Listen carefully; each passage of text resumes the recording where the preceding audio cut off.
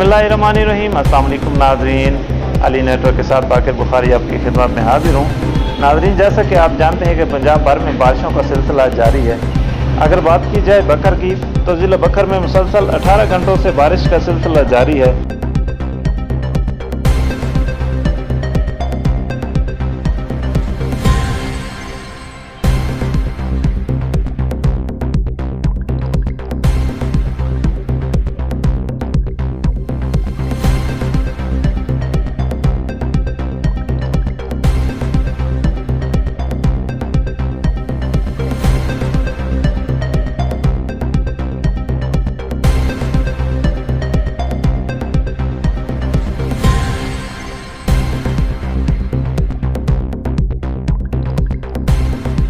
बारिश के बायस नशेबी इलाकों में पानी भर गया है। रेस्क्यू 1122 की जानिब से underpass, model school road, college road को ज्यादा पानी होने के बायस बंद कर दिया गया।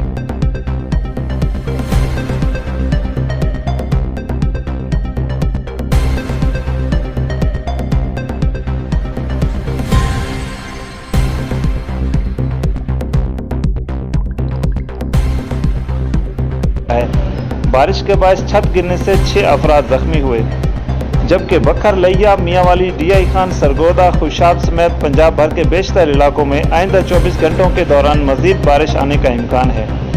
डिप्टी कमिश्नर बकर खुर्रम शहजाद साहब का कहना है कि इमदादी टीमें पानी निकालने और शहरियों की मदद के लिए फील्ड में है।